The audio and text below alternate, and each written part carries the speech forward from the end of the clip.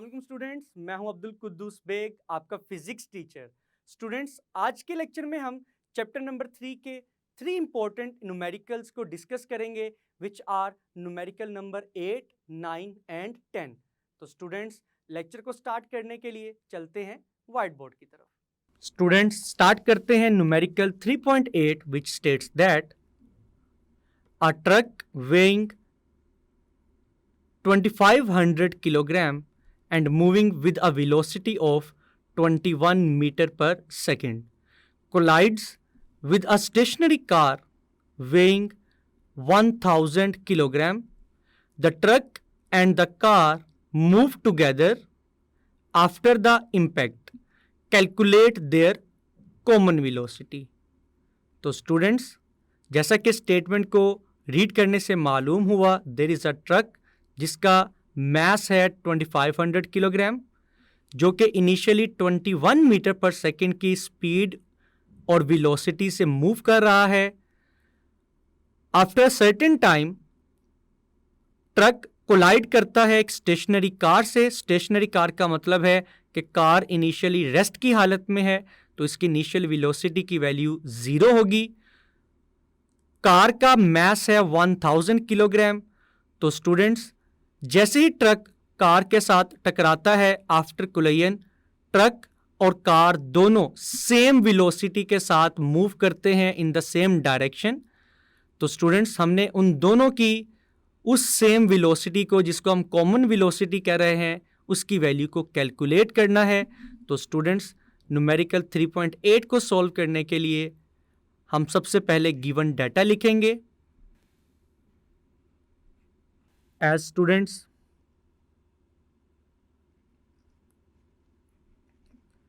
mass of truck, जिसको हम m1 से रिप्रेजेंट करेंगे, it is equal to 2500 kilogram. And students, its initial velocity, जिसको हम रिप्रेजेंट करेंगे v1 से, तो हम लिखेंगे इनिशियल velocity ऑफ ट्रक, जिसको हम शो करेंगे v1 से, it is equal to 21 metre per second. And students, अब हम लिखेंगे mass of the car which is equal to m2, और इसकी वैल्यू है 1000 किलोग्राम।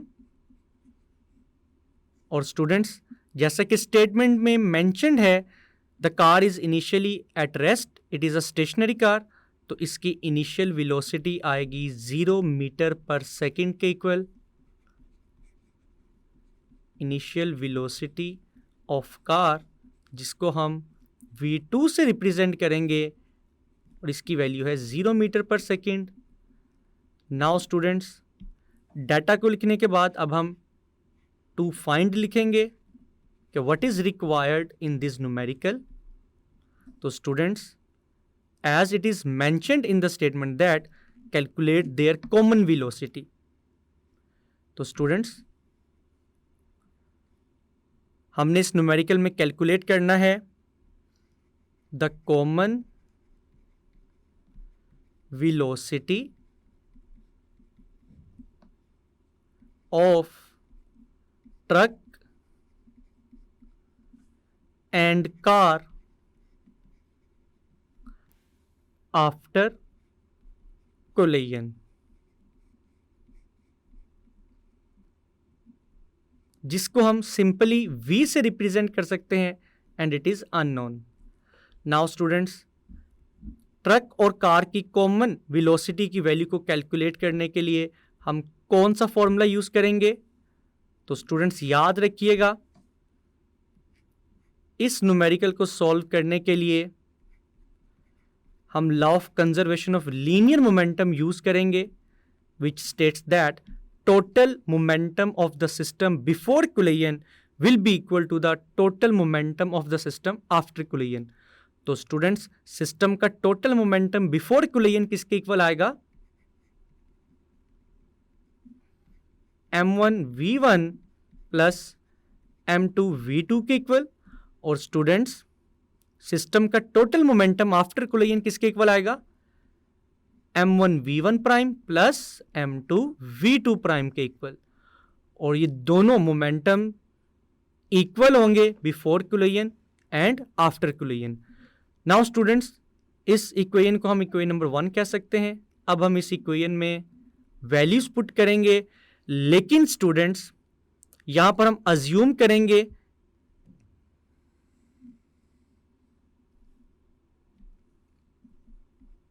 आफ्टर कोलिजन वेलोसिटी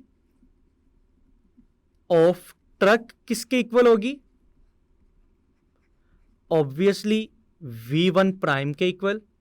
और स्टूडेंट्स वेलोसिटी ऑफ कार किसके इक्वल होगी, v2 प्राइम के इक्वल। लेकिन स्टूडेंट्स कोलिजन के बाद दोनों सेम वेलोसिटी से मूव करेंगे इन द सेम डायरेक्शन, तो हम ये अज्यूम करेंगे, लेट वी कंसीडर और अज्यूम दैट कि आफ्टर कोलिजन दोनों की वेलोसिटीज किसके इक्वल होंगी, v के equal. Means that v1 prime is equal to v2 prime is equal to v।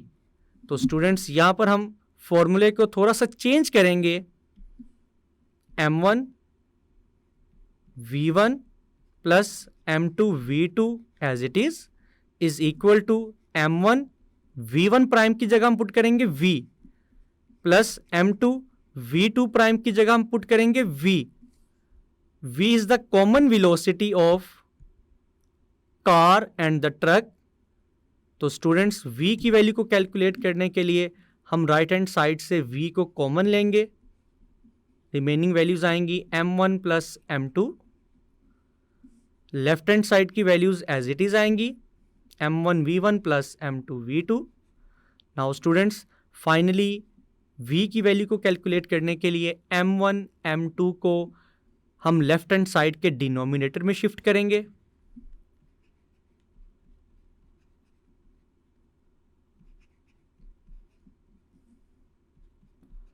Now students अब v की वैल्यू सेपरेट हो चुकी है, इस इक्वेशन को हम इक्वेशन नंबर 2 कह सकते हैं। तो स्टूडेंट्स कॉमन वेलोसिटी की वैल्यू को कैलकुलेट करने के लिए हम इक्वेशन नंबर 2 में वैल्यूज को पुट करेंगे।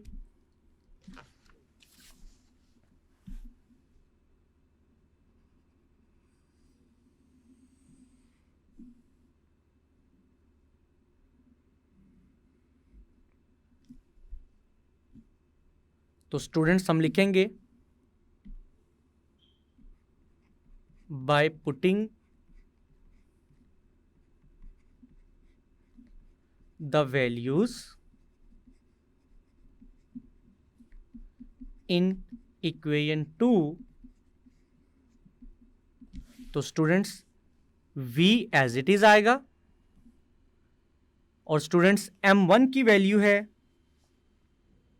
2500 किलोग्राम मल्टीप्लाई बाय v1 की वैल्यू है 21 metre per second plus m2 की वैल्यू है 1000 किलोग्राम, बट v2 की वैल्यू है 0 metre per second divided by m1 plus m2। तो m1 की वैल्यू है स्टूडेंट्स 2500 किलोग्राम प्लस m2 की वैल्यू है 1000 किलोग्राम।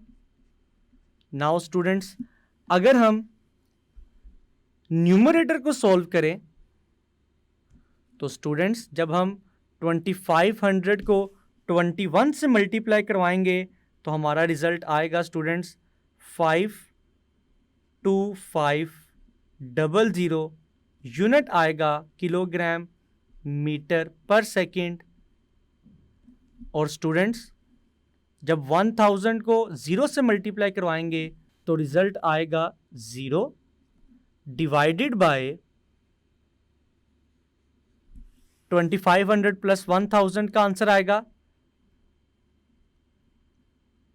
3500 किलोग्राम। और स्टूडेंट्स फाइनली हम लिख सकते हैं 52500 kilogram metre per second divided by 3500 kilogram. तो स्टूडेंट्स किलोग्राम किलोग्राम से कैंसिल होगा, 20 से कैंसिल होंगे। तो स्टूडेंट्स अगर हम 525 को 35 से डिवाइड करते हैं तो V का फाइनल आंसर आएगा 15, और यूनिट की बात करें तो यूनिट आएगा मीटर पर सेकेंड। तो students this is the final result which is equal to 15 meter per second. This is the common velocity of truck and car after collision.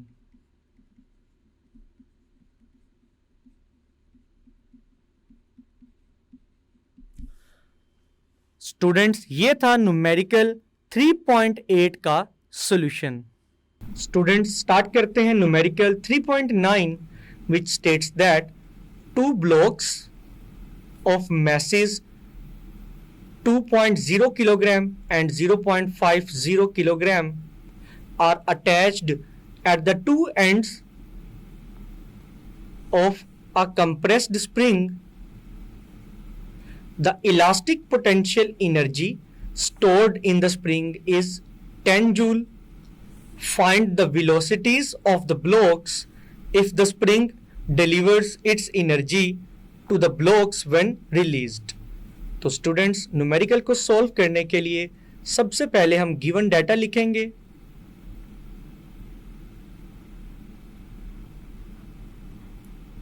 As it is mentioned in the statement that the mass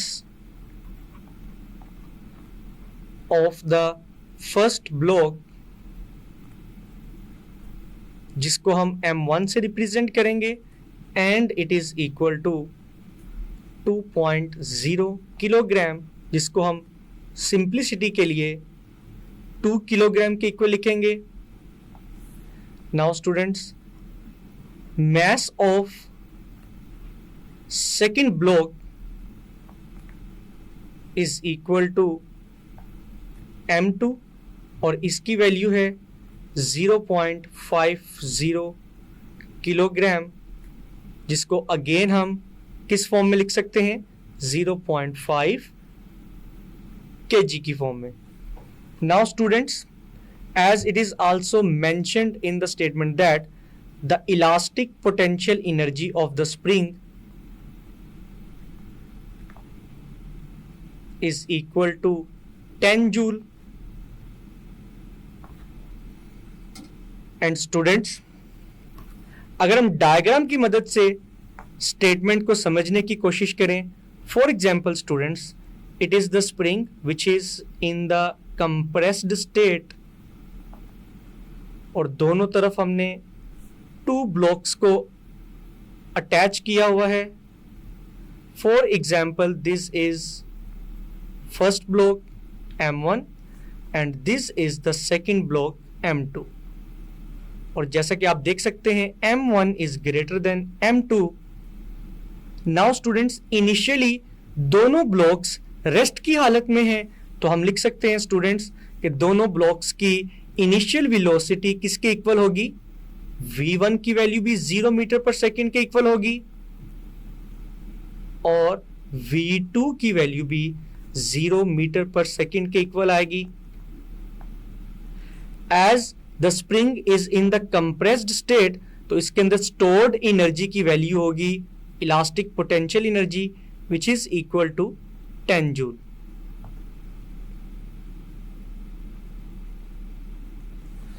now students अब हम लिख सकते हैं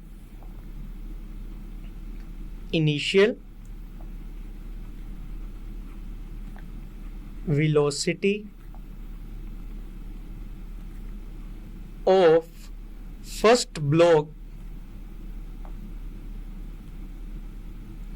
is equal to v1 and its value is equal to 0 meter per second. Similarly, we can write that initial velocity of second block is equal to v2 और इसकी value भी किसके equal है 0 मीटर पर सेकेंड के। Now students data लिखने के बाद अब हम लिखेंगे to find means that what is required in this numerical. तो students as it is mentioned in the statement that we have to find the final velocities of the blocks. तो हम लिखेंगे firstly we will find the final velocity of the first block,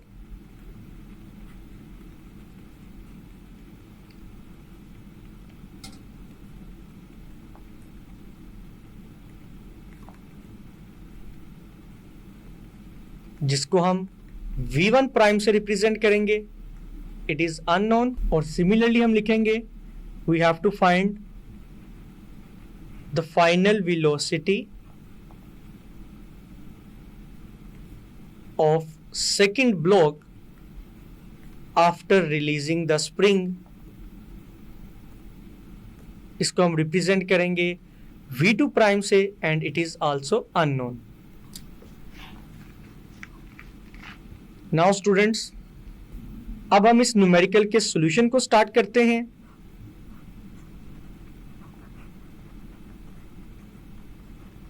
students जैसा कि numerical की statement में energy की value भी given है, तो सबसे पहले हम law of conservation of energy apply करेंगे। तो हम लिखेंगे अकॉर्डिंग टू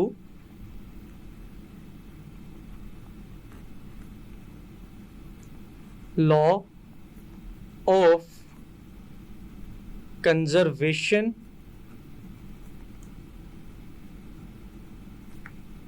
of energy,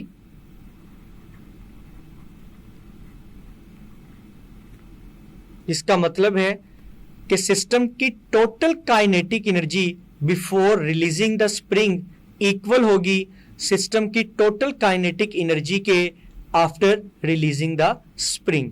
तो students initial kinetic energy system की किसके इक्वल आएगी 1/2 m1 v1 square plus m 1/2 m2 v2 square is equal to system की total kinetic energy after releasing the spring किसके इक्वल आएगी 1/2 m1 v1 prime square plus 1/2 m2 v2 prime square. और students इस equation को हम equation number 1 का नाम दे सकते हैं। स्टूडेंट्स इस इक्वेशन को हम इक्वेशन नंबर 1 का नाम दे सकते हैं। नाउ स्टूडेंट्स अब हम इस इक्वेशन में वैल्यूज को पुट करेंगे। तो स्टूडेंट्स जैसा कि स्टेटमेंट में मेंशन है कि इनिशियली स्प्रिंग कंप्रेस्ड स्टेट में है, इट मींस दैट कि इनिशियली सिस्टम की जो टोटल एनर्जी है वो इलास्टिक पोटेंशियल एनर्जी के इक्वल होगी, जिसकी वैल्यू है 10 जूल। तो स्टूडेंट्स इक्वेशन नंबर 1 की लेफ्ट हैंड साइड सारी की सारी किसके इक्वल आएगी इलास्टिक पोटेंशियल एनर्जी के इक्वल, और जिसकी वैल्यू है 10 जूल। और स्टूडेंट्स राइट हैंड साइड से हम 1/2 कॉमन लेंगे और ब्रैकेट के अंदर रिमेनिंग वैल्यूज कौन सी आएंगी m1 v1 prime square plus m2 v2 prime square.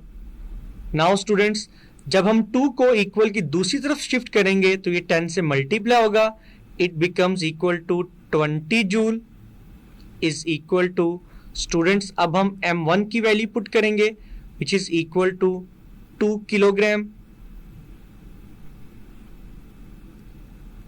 v1 prime square as it is आएगा, प्लस m2 की वैल्यू क्या है students 0.5 kilogram and v2 prime square will remain as it is. Now students इस equation को हम further solve नहीं कर सकते बिकॉज इस इक्वेशन में v1 प्राइम की वैल्यू भी अननोन है और v2 प्राइम की वैल्यू भी अननोन है, तो इसीलिए हम इस इक्वेशन को इक्वेशन नंबर 2 कह सकते हैं। नाउ स्टूडेंट्स, अब हम न्यूमेरिकल में law of conservation of linear momentum को यूज करेंगे, जिसके मुताबिक हम लिखेंगे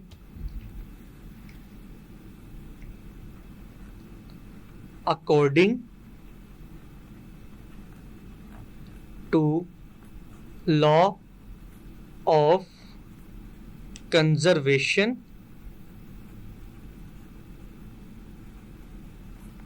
of linear momentum, which states that the total momentum of the system before releasing the spring must be equal to the total momentum of the system after releasing the spring। तो student, system का total momentum before releasing the spring किसके equal आएगा? m1 v1 plus m2 v2। और students, system का total momentum after releasing the spring किसके equal आएगा? m1 v1 prime plus m2 v2 prime. Students, इस equation को हम इक्वेशन नंबर 3 कह सकते हैं। अब हम इक्वेशन नंबर 3 में वैल्यूज पुट करेंगे। तो स्टूडेंट्स, m1 की वैल्यू है 2 किलोग्राम, बट स्टूडेंट्स v1 की वैल्यू थी 0 metre per second,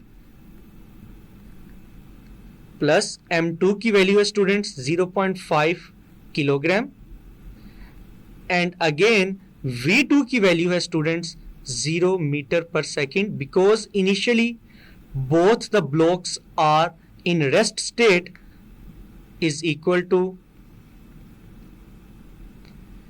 m1 which is equal to 2 kilogram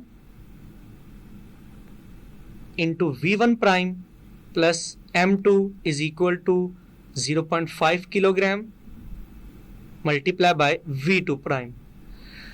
Now students, इस इक्वेशन की लेफ्ट हैंड साइड 0 की इक्वल आएगी बिकॉज जब हम 2 को 0 से मल्टीप्लाई करवाएंगे आंसर आएगा 0। सिमिलरली जब हम 0.5 को 0 से मल्टीप्लाई करवाएंगे तो आंसर आएगा 0।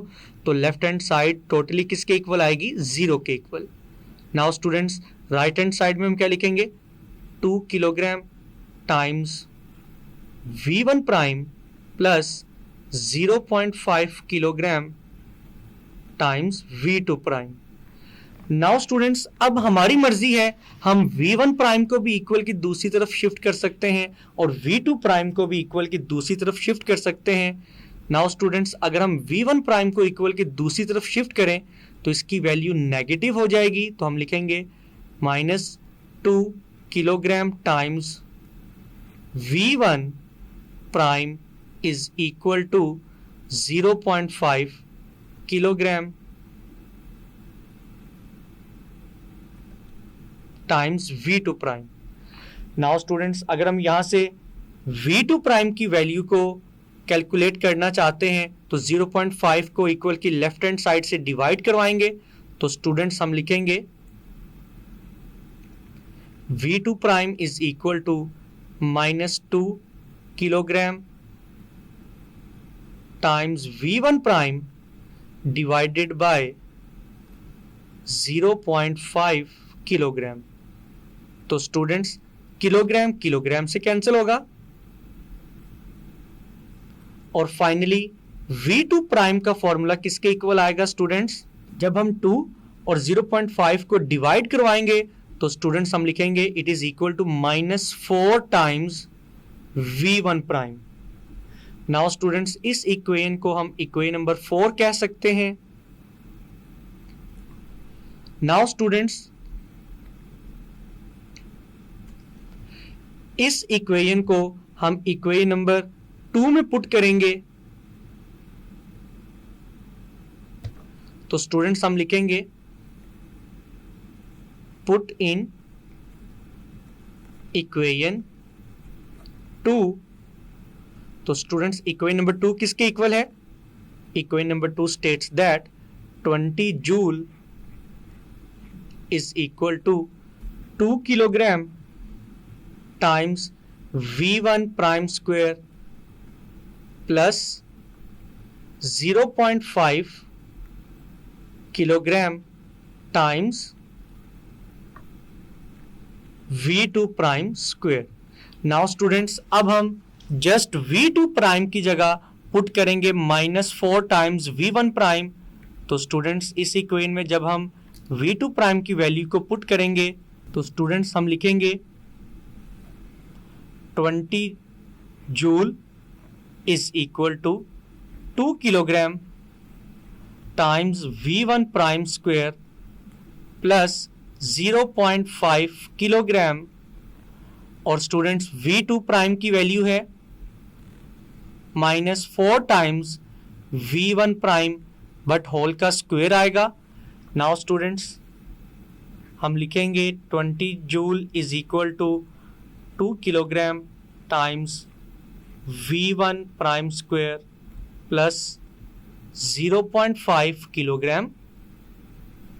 -4 का स्टूडेंट स्क्वायर आएगा प्लस 16 के इक्वल, और v1 प्राइम का स्क्वायर आएगा v1 प्राइम के स्क्वायर के इक्वल। नाउ स्टूडेंट्स, आप देख सकते हैं कि इस इक्वेशन की राइट हैंड साइड में दोनों टर्म्स में v1 प्राइम स्क्वायर लिखा हुआ है। तो स्टूडेंट्स, जब हम v1 प्राइम के स्क्वायर को राइट हैंड साइड से कॉमन लेंगे तो रिमेनिंग वैल्यूज आएंगी 2 kilogram plus 0.5 kilogram multiply by 16।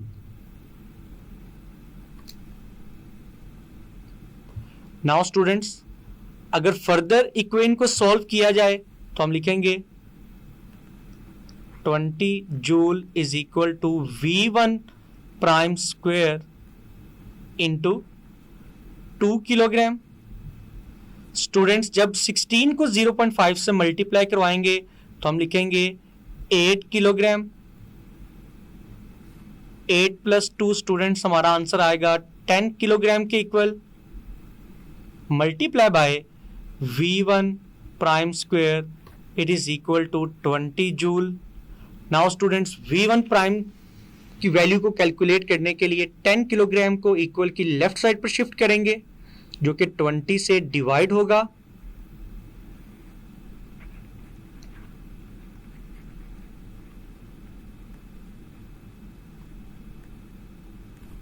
Now students, अगर कटिंग की जाए तो स्टूडेंट्स 0 0 से कैंसिल होगा। जब 2 को 1 से डिवाइड करेंगे तो फाइनली हम लिखेंगे 2 joule divided by kilogram is equal to v1 prime square.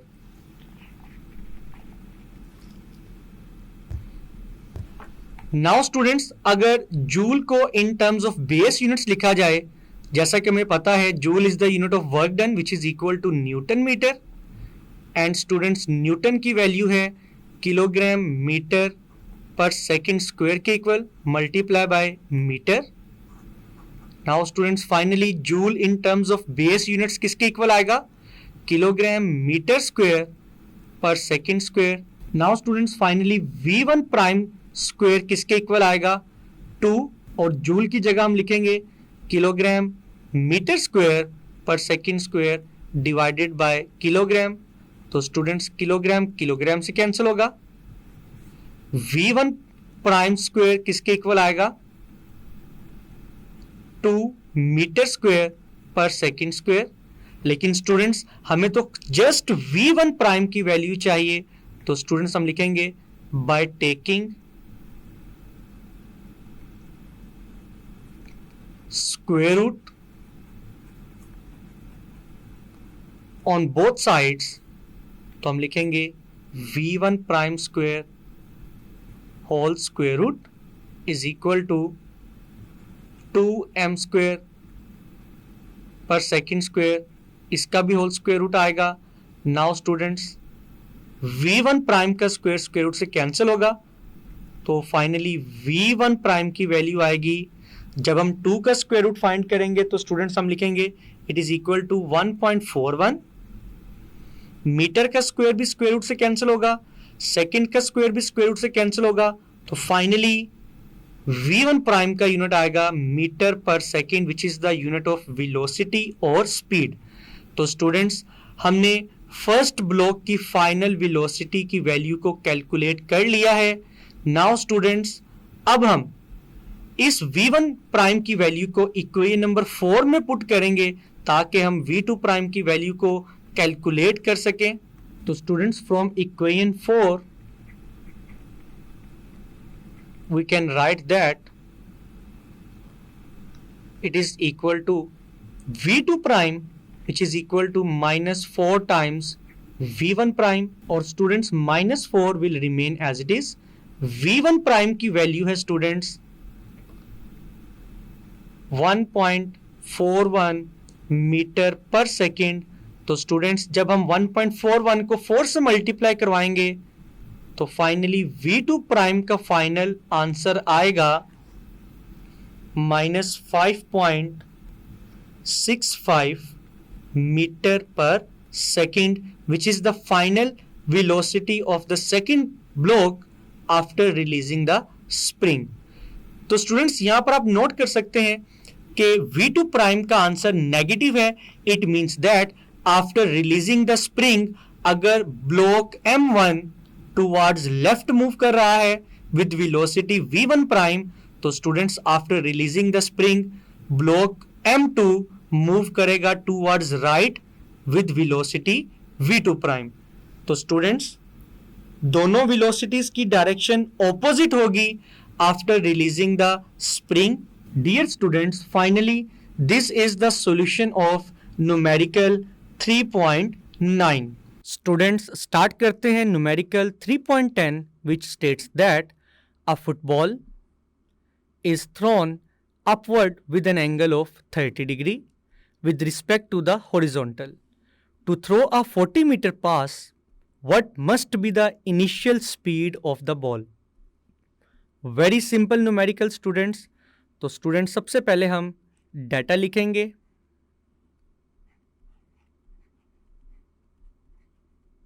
As it is given in the statement that the angle of projection of the football is given, which is equal to 30 degree. तो हम लिखेंगे angle with horizontal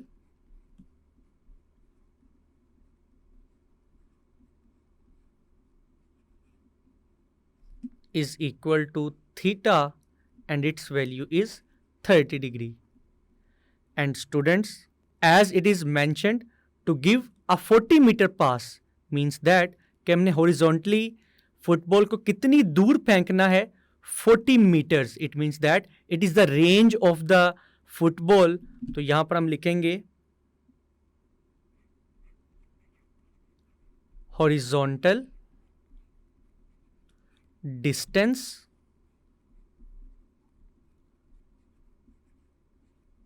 covered by the football is equal to the range of the football, which is equal to 40 meters. Now students, data को लिखने के बाद अब हम to find लिखेंगे what is required in this numerical। as statement के last पे given है what must be the initial speed of the ball. It means that we have to find the initial speed of the ball, जिसको हम vi से represent करेंगे।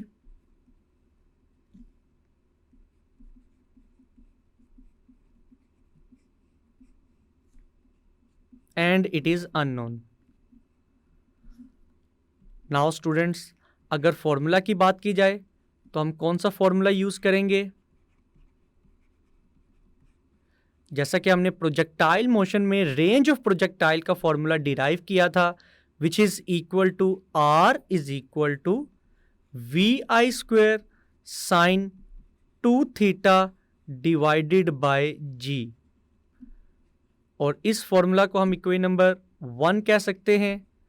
तो students, जैसा कि आप फॉर्मूला में देख सकते हैं, देयर इज g तो g की वैल्यू हम क्या यूज़ करेंगे, जिसको हम डाटा में लिखेंगे, इट इज़ ग्रेविटेशनल एक्सेलरेशन।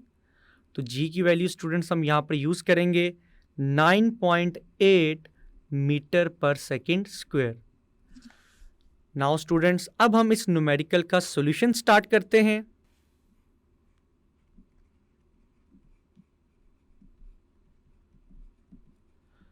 तो स्टूडेंट्स, इक्वेशन नंबर 1 से हम सबसे पहले वी आई स्क्वेयर की वैल्यू को सेपरेट करेंगे। तो हम लिखेंगे फ्रॉम इक्वेशन 1, तो आप देख सकते हैं g जो कि डिनोमिनेटर में है, जब हम इसको इक्वल की दूसरी तरफ शिफ्ट करेंगे ये r से मल्टीप्लाई होगा। तो हम लिखेंगे g R is equal to v i square sine 2 theta. And students, sine 2 theta को जब हम इक्वल की दूसरी तरफ शिफ्ट करेंगे तो स्टूडेंट्स ये जी आर के डिनोमिनेटर में आएगा। तो स्टूडेंट्स, फाइनली हमने वी आई स्क्वेयर को सेपरेट कर लिया है। अब हम इस इक्वेशन में वैल्यूज को पुट करेंगे। तो स्टूडेंट्स, हम लिखेंगे we i square is equal to g which is equal to 9.8 metre per second square multiply by R which is the range, और इसकी वैल्यू है 40 metres, divided by sine 2 times theta, और theta की value है students 30 degree. Now students, जब हम 40 को 9.8 से मल्टीप्लाई करवाएंगे तो हमारा रिजल्ट आएगा 392, और यूनिट आएगा students metre square per second square divided by, जैसा कि आपको मालूम है 30 को 2 से मल्टीप्लाई करवाएंगे तो 60 आएगा। तो स्टूडेंट्स, फाइनली साइन 60 की वैल्यू आएगी 0.866। नाउ स्टूडेंट्स,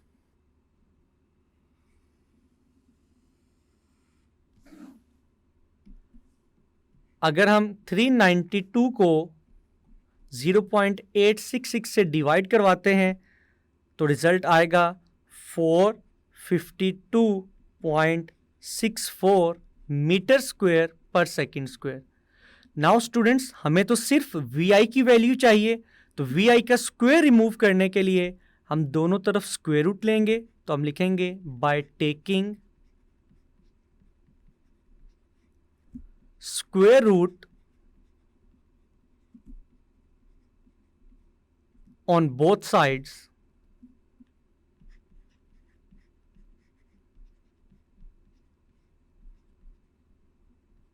तो स्टूडेंट्स, जब हम स्क्वायर रूट लेंगे तो हम लिखेंगे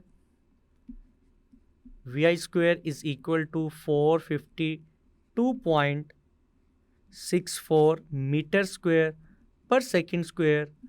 अब दोनों तरफ स्क्वायर रूट आएगा। नाउ स्टूडेंट्स, वेलोसिटी का स्क्वायर स्क्वायर रूट से कैंसिल होगा, तो फाइनली हम लिखेंगे वी आई, एंड जब हम 452.64 का स्क्वायर रूट कैलकुलेट करेंगे तो हमारा रिजल्ट आएगा 21.27, और अगर यूनिट की बात की जाए तो मीटर का स्क्वायर स्क्वायर रूट से कैंसिल होगा, सेकंड का स्क्वायर भी स्क्वायर रूट से कैंसिल होगा, तो हम यूनिट लिखेंगे मीटर पर second.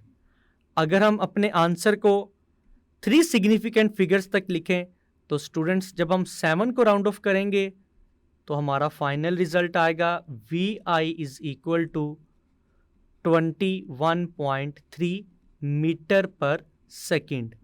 This is the final result which is the initial velocity of the football. It is equal to 21.3 metre per second.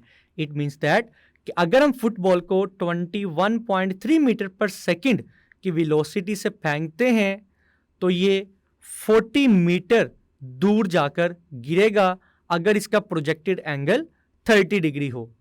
तो स्टूडेंट्स, ये था न्यूमेरिकल 3.10 का सॉल्यूशन। जी स्टूडेंट्स, मैं उम्मीद करता हूं कि आज के तीनों न्यूमेरिकल्स जिनको हमने डिस्कस किया है ये तीनों न्यूमेरिकल्स आपको बहुत अच्छे से समझ आए होंगे। इनको अच्छे से प्रिपेयर कीजिएगा। मिलते हैं नेक्स्ट लेक्चर में। अपना ख्याल रखिएगा। अल्लाह हाफिज़।